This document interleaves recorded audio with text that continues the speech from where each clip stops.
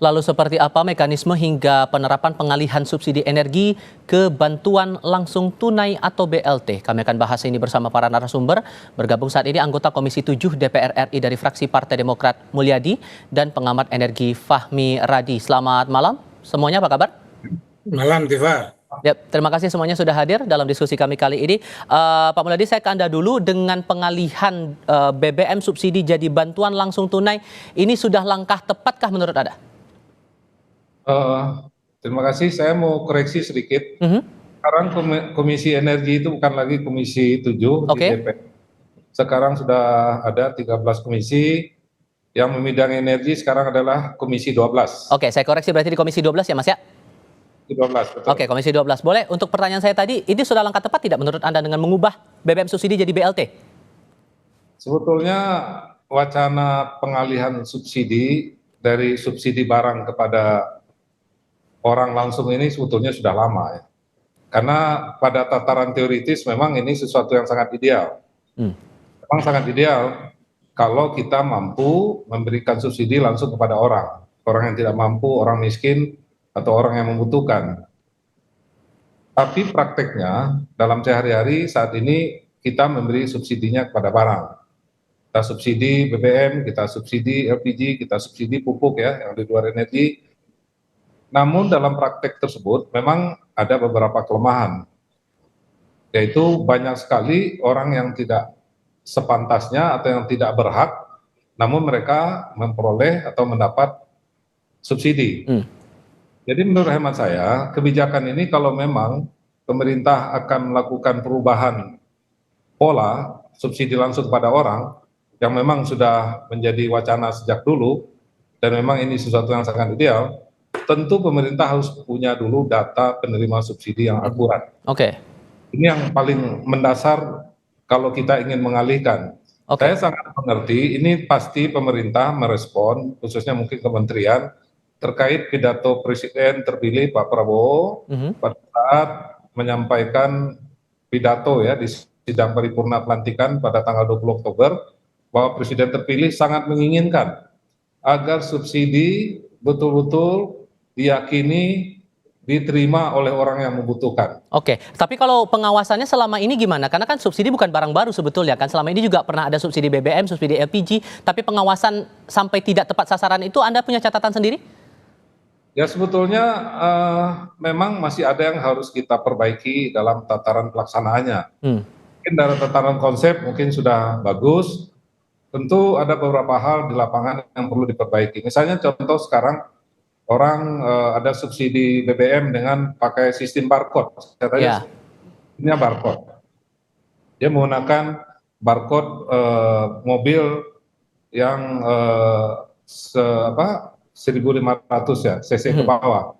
Tadi pada saat dia membeli BBM subsidi, mobil dia itu dia ganti dengan mobil yang lain, tapi nomor mobilnya mobil yang mendapat barcode subsidi. Jadi ada manipulasi di situ walaupun sistemnya sudah terintegrasi begitu ya? Ya, jadi masih bisa mereka mengakali ya, banyak sekali cara-cara mengakali. Sebetulnya ini yang perlu diperbaiki adalah pelaksanaan di lapangannya. Sebetulnya. Tapi kalau pemerintah merasa sudah siap dengan data yang akurat, itu jauh lebih baik. Namun jangan sampai salah. Tapi kalau sampai nanti datanya tidak akurat, ini bisa menimbulkan justru konflik horizontal di bawah. Kok Anda menerima, saya enggak, saya kan miskin, kok Anda yang lebih kaya dari saya kok mendapat. Iya, ini juga harus menjadi perhatian khusus oleh pemerintah. Maka dari itu menurut hemat saya perlu uji coba. Jadi tidak langsung kita terapkan perubahan secara ekstrim, perlu uji coba. Butuh berapa lama uji cobanya menurut Anda? Ya mungkin diuji coba di beberapa kota misalnya, ada contoh kabupaten, ada contoh kota.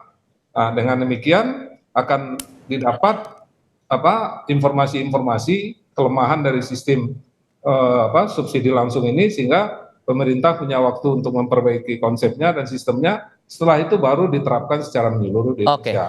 Jadi jangan sampai begitu ingat, begitu mendengar pidato politik Presiden, kita buru-buru langsung melakukan sesuatu gitu. Oke, Jadi ditahan dulu di situ Mas Mulyadi. Saya ke Mas Fahmi. Mas Fahmi begini, karena kan sebetulnya kalau mengutip pernyataan dari penasihat khusus Presiden bidang energi Purnomo Yustiantoro, sebetulnya sudah disiapkan dua opsi. Selain BLT tapi juga sistem kuota. Jadi ada pembatasan kuota untuk kendaraan tertentu saja bisa menggunakan BBM subsidi ini. Di antara dua opsi itu, apakah BLT ini lebih ideal untuk tepat sasaran atau justru opsi kedua?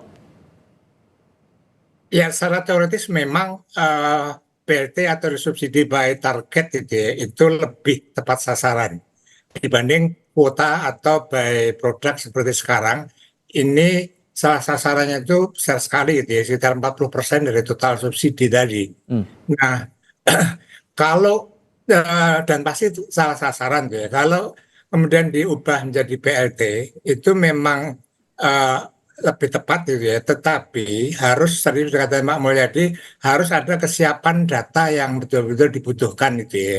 Data tadi harus update, kemudian by name by address gitu ya. Jangan sampai salah sasaran gitu ya.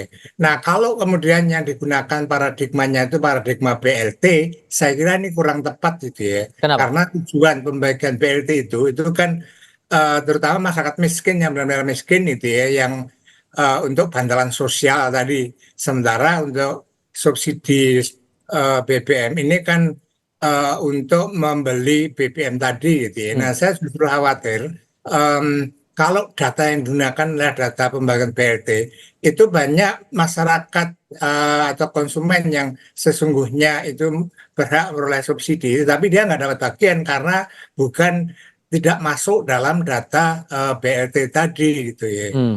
Nah, jadi memang lebih tepat gitu ya dengan by target tadi, tetapi benahi dulu gitu ya datanya, tetapkan dulu datanya, baru kemudian diputuskan. Nah, sementara memperbaiki data tadi, maka bisa digunakan opsi yang by kuota tadi atau by produk dengan melalui pembatasan gitu ya. Hmm. Nah, pembatasan tadi melalui barcode juga itu juga ada kelemahan karena tidak semua orang bisa mengakses barcode tadi gitu ya. Oke, nah Menurut ada saya PR juga pembatasan sebetulnya dari Pak Prabowo kepada jajaran menterinya bahwa ini diminta selama 2 pekan ini diperbaiki, disinkronisasi seluruh data-data di kementerian itu agar para penerima manfaat ini bisa tepat sasaran begitu penerima subsidi BBM dan LPG 3 kg ini.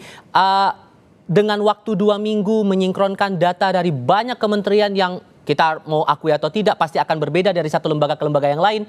Dengan waktu 2 minggu ini memungkinkan tidak menurut Anda untuk sinkronisasi data itu? Saya nggak yakin 2 minggu mencukupi untuk mensinkroni data, kemudian data tadi benar-benar valid gitu ya. Karena syarat untuk by target tadi itu data tadi harus valid tadi.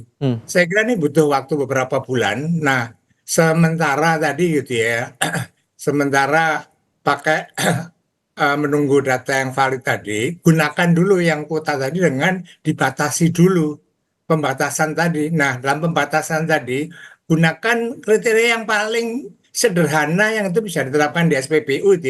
Kalau misalnya kriterianya 1.500 cc ke atas, ini akan sulit diterapkan gitu ya. Dan akan merepotkan bagi petugas SPBU. Kalau misalnya memang mau dibatasi, tetapkan saja bahwa yang boleh membeli BBM subsidi itu sepeda motor dan angkutan barang dan orang. Pengawasannya Itu gimana menurut Anda? Karena kan selama Nah, ini pernah juga dibikin seperti itu malah nggak terjadi juga, nggak terrealisasi juga.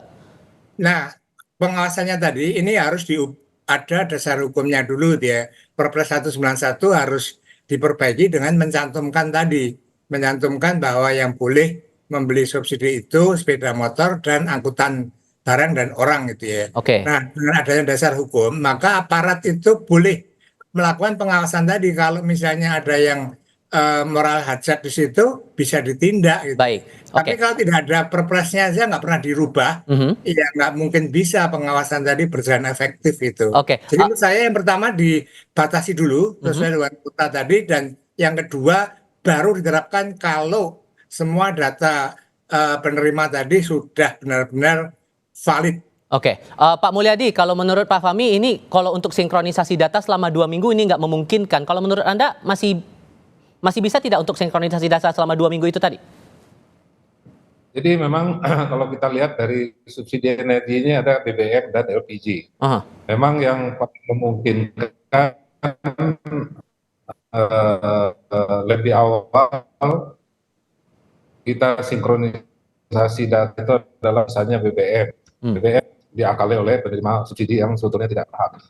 Jadi menurut hemat saya memang waktunya kalau 2 minggu kan memang terlalu, saya rasa pemerintah dalam hal ini terlalu responsif juga terhadap apa yang disampaikan Presiden. Nah, sebetulnya 2 minggu terlalu pendek ya, kita memperbaiki data dan lain sebagainya. Idealnya berapa lama menurut Anda? Begini, yang paling penting itu jangan terjadi perdebatan, misalnya tadi disampaikan oleh Pak Randi sebagai pengamat, sebaiknya cuma yang boleh menerima subsidi BBM adalah pengendara motor dan mobil angkutan umum. Ada yang berpendapat ya mobil yang di bawah 1.500 cc juga masih berhak. Masih banyak yang punya pendapat begitu. Maka itu kita serahkan ke pemerintah, mereka betul-betul mengkaji secara cermat siapa yang berhak menerima subsidi. Itu dulu kuncinya, siapa, kriteria penerima subsidi. Oke. Begitu sudah diputuskan, sudah betul-betul mantap dan betul-betul setuju dengan kriteria penerima subsidi, setelah itu pemerintah baru melakukan pendataan. Siapa saja yang memenuhi kriteria tersebut. Nah, ini tentu perlu waktu lagi. Jadi menurut hemat saya, memang persoalan subsidi yang langsung diberikan kepada orang ini kan sudah lama menjadi wacana diskusi kita. Bahkan dari waktu saya pimpinan Komisi 7, dulu masih Komisi Energi, Komisi 7, sekarang Komisi 12, ini sudah menjadi pembahasan kita. Dan kita menyarankan memang harus ada uji coba di beberapa kota untuk subsidi BBM. Kalau pakai masukan tadi Pak Fahmi, dipakai pembatasan kuota dulu sambil data diperbaiki, baru kemudian diterapkan yang namanya BLT kalau datanya sudah valid begitu. Itu memungkinkan tidak? Ya, kalau menurut saya kan itu soal kebijakan pemerintah saja. Kalau kita membatasi dengan kriteria yang sederhana tadi, kata Pak Fahmi tadi, yang boleh hanya pengendara motor dan mobil angkot, ya bisa-bisa saja. Sementara kita membuat konsep yang lebih komprehensif, yang lebih betul-betul kita yakini baik, bisa saja.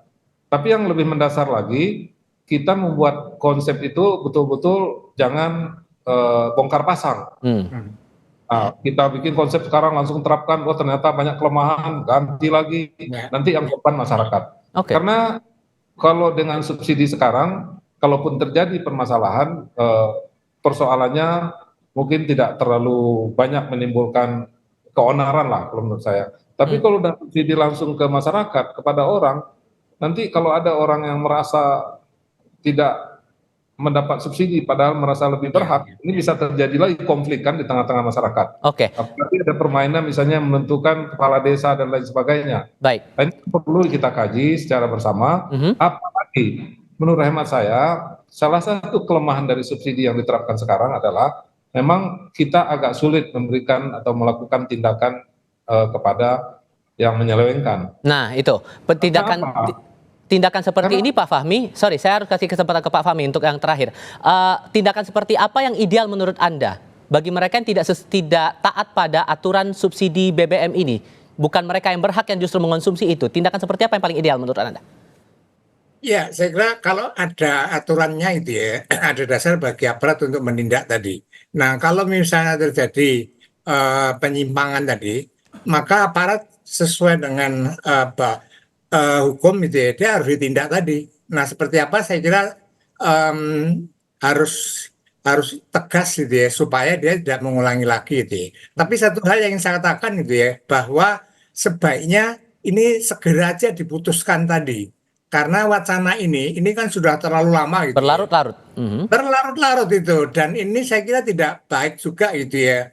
Sebab menimbulkan bagi masyarakat wacana ini jangan-jangan kemudian nanti akan menaikkan harga BBM dan ini bisa menimbulkan panik buying juga gitu ya. Sebaiknya menurut saya segera tetapkan, pakai dulu pembatasan kuota, kemudian sembari untuk mengkoordinasikan data tadi sehingga valid, jangan sampai kemudian salah sasaran lagi. Ini kan nggak baik gitu ya.